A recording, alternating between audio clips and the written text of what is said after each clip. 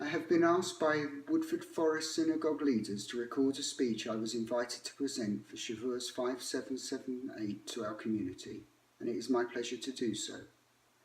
Tonight, my chosen topic to present is Tikkun olam, along with my suggestion for achieving this.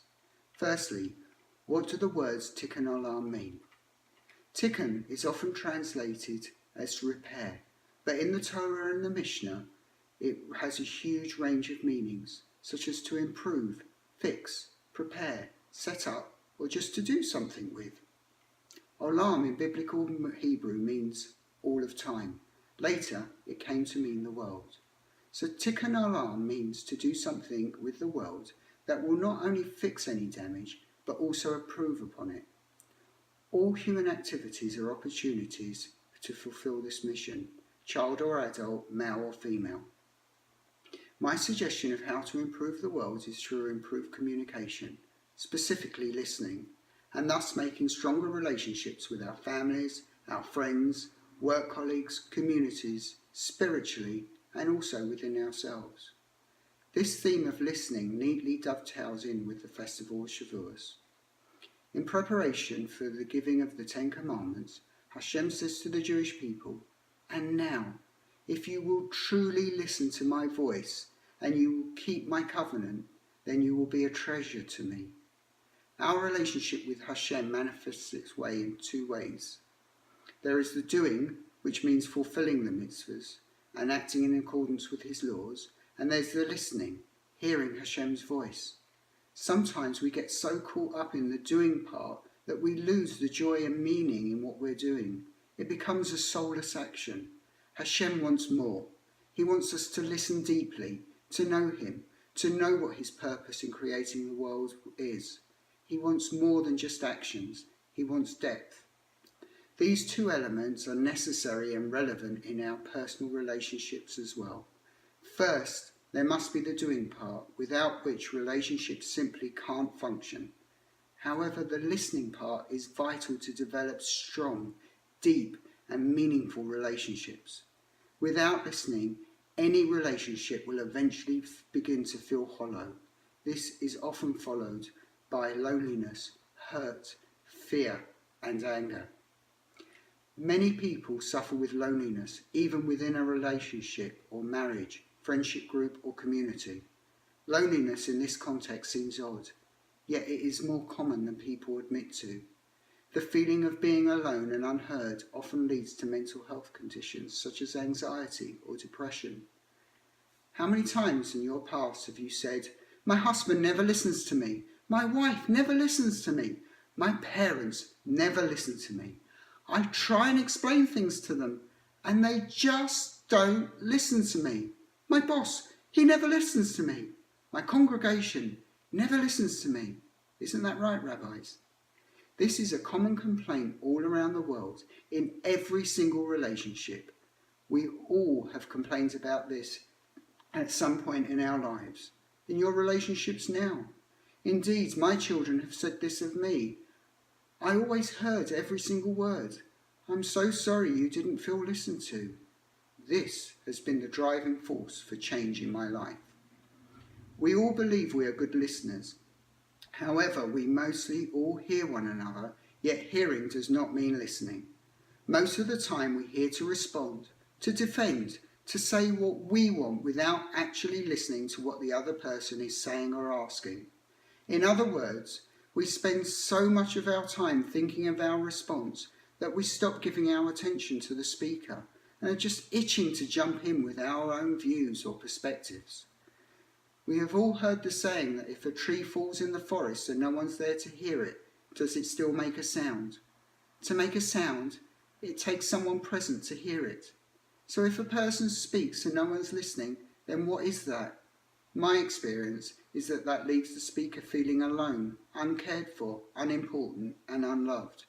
It's a horrible feeling not to be heard. Maury goes to the doctor and he says, "Doctor, I'm really worried about Sadie, my wife." He said, "I think she's going deaf." And the doctor says, "Well, get Sadie to come in and I'll speak to her and I'll give her a test." Maury says, "You know what Sadie's like. She'll never want to come in to see you. You know she won't admit there's a problem. So the doctor says, look, I'll tell you what, I'll give you a simple test to give. He said, come back and give me the results, and then I will then decide whether I need to see her or not. And Maury agrees. So the doctor says, when you go home, he said, stand about 15 feet away from Sadie. He said, ask her, when she's got her back to you, he said, ask her a question in a normal voice. He says, and if you don't get a response, move 5 feet nearer. He said, and then ask the same question, and again. If no response, move 5 feet nearer, and again.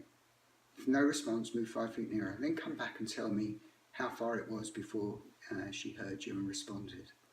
Maury agrees. So he goes home, and when he goes home, he sees Sadie busy working in the kitchen making the Friday night dinner. He stands about 15 feet away. She's there with her back to him. And he goes, Sadie, what's for dinner? There's no response. So he moves 5 feet nearer. Sadie, what's for dinner? Again, no response. He moves within 5 feet of her. Sadie, what's for dinner? Again, there's absolutely no response. So he moves right behind her. And he says, Sadie, what's for dinner? With that, she spins round and she looks at him with anger and says, for the 4th time, it's chicken! As you can see, listening is vital for effective communication, necessary and more than often overlooked because we all prefer to talk. We live in a fast-track technological age where we all have mobile phones with instant messaging, emails, social media, tweets, posts, likes, instant photos on Snapchat, Instagram, where there's so much talking going on. But how much listening can there really be? There's simply so much interruption and distraction. Kids suffer more and more with anxiety and depression due to a lack of instant replies, unkind replies, or lack of likes. These instant messages, which can often be interpreted in 2 or 3 different ways, or should I say misinterpreted, as there is often no context with them. Children and we are missing out on socialising in person, often missing real human connection and attachment. So how can we connect? We can learn or relearn to listen, the old-fashioned way, by giving someone our time and full attention. The first step in developing effective listening skills is to be aware of the things we automatically do that make the speaker feel unheard. How many of these do you identify with? We're all guilty of doing them. Comparing. Comparing makes it hard to listen because you're too busy trying to compare yourself or your situation with another. Mind reading. Instead of paying attention to what's actually being said, you fill in the blanks and make up your own predictions. Rehearsing. You do not have time to listen or pay attention to listening when you're rehearsing what to say. Your whole attention is on the preparation and crafting of your next comment. Filtering. When you filter, you listen to some things and not to others. You hear what you want to hear and avoid that which you don't want to hear and let your mind wander. This is also known as selective hearing and can be very, very damaging because you don't listen to the whole story. Judging. If you prejudge someone or label someone negatively, you don't pay much attention to what, if any, to what he or she says. Dreaming. You're only half listening, and something the person says suddenly triggers a chain of private associations. My girlfriend yelled at me earlier today saying, "You weren't listening to me just then, were you?" And I thought, what a strange way for her to start a conversation. Identifying. You take everything a person tells you and refer it back to your own experience. Everything you hear reminds you of something you have felt, done, or suffered. You launch into your story before they even have a chance to finish theirs. Advising. You are the great problem solver. You do not have to hear more than a few sentences before you begin to reel off your advice. In almost all the cases, the speaker doesn't want to be fixed or mended. They just want to be heard. Sparring. Your focus is on finding things to disagree with, often mixed in with filtering. Being right. You will go to any lengths to avoid being wrong. You cannot listen to constructive criticism, you cannot be corrected, and you cannot take any suggestions on board. Derailing. You change the subject suddenly. You derail the train of conversation when you get bored or uncomfortable with the topic. Placating. You want to be nice, pleasant and supportive. You want people to like you, so you agree with everything. In this example, you're only half listening and you're not really involved and you're not really giving your full attention. For example, it is said that listening to a Jewish mother is like reading the terms and conditions of a website. You understand nothing and agree to everything. With each of these examples of listening blocks, we are shifting the focus from the person speaking to ourselves. When we listen, really listen, properly listen, the focus is always on the other person. We put ourselves in their shoes and see things how they experience them. We listen to not just what's being said, but we identify the feelings behind the words. We can interpret and discover the underlying needs of that person. We connect on an emotional level. So why is it so hard to listen? As I said before, there is so much going on in our lives and in our minds. So many distractions that we don't have the emotional space to be able to listen or to give someone the time or even a chance to talk. So how can we listen more effectively and sensitively? Prepare yourself to listen. Focus on the speaker. Put everything else outside of your mind. We are so easily distracted, and thoughts of what's for lunch, I must call so-and-so, I must reply to this email. Try to silence these as much as possible and concentrate on what's being communicated. Put the speaker at ease. Remember, they are trying to convey their needs and their concerns. Maintain eye contact, don't stare. And show that you're listening and understanding what is being said. Use nodding or other words to encourage the speaker to continue. Paraphrase to show understanding. Identify and validate the emotion the speaker is trying to convey. Remove distractions. Don't dawdle, shuffle papers, check your phone, look out the window, etc.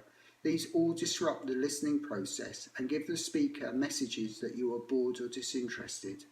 Stop talking. As Mark Twain said, if we were supposed to talk more than we listen, we'd have 2 tongues and 1 ear. When someone else is talking, listen to what they need to say. Empathy. This is so vitally important. Empathy is at its simplest, is the awareness and feelings and emotions of other people. It is a key element of emotional intelligence, the link between self and others, because it is how we as individuals understand what others are experiencing, as if we were feeling it ourselves. Empathy goes far beyond sympathy, which might be considered feeling for someone. Empathy instead is feeling with that person, using imagination and not through a similar experience we've had ourselves. Be patient. A pause, even a long pause, does not necessarily mean the speaker has finished. Be patient and let the speaker continue in their own time. It may take them time to formulate or to find the courage to say what's on their mind. Never say, "Have you finished?" as that is a block. It shows that you've not listened and you've just been waiting for the opportunity to respond, more than likely discounting what the speaker has just said. Avoid personal prejudice. Try to listen without judgment. Focus on what's being said and try to ignore the styles of delivery or themes or judging who the person is by their appearance, looks, or even based on a past experience with that particular person. Things change. Listen to the tone. Volume and tone add to what someone's saying. You can really pick up and feel their emotions. Listen for the ideas and not just the words. Get the whole picture. Wait and watch for the non-verbal communication. We don't just listen with our ears, but also with our eyes. Most of our listening comes from what we observe rather than what we hear, such as facial expressions, body language, eye contact. With these basic skills, we can properly listen. Relationships can completely change through the simple power of listening. There are at least 3 good reasons to listen. It helps us to understand the other person. It makes it more likely that the other person will want to listen to us. And most importantly, it helps us connect with the other human being, It builds rapport, it builds trust, and most importantly, it shows that we care. The gift of being heard is one of the greatest gifts you can give and costs us absolutely nothing except a little bit of our time. It produces huge benefits as it is the magic to opening hearts and minds to real communication on a physical, emotional and a spiritual level. In certain circumstances, it can also be life-saving. For those of you who were here last year and we heard Johnny Benjamin's story, The Stranger on the Bridge, remember that it can take someone a tremendous amount of courage to ask to talk and say what's on their mind. Please try not to cut them off. To quote Rabbi Sachs, listening lies at the heart of a relationship. It means that we are open to the other, that we respect him or her, that their perceptions and feelings matter to us.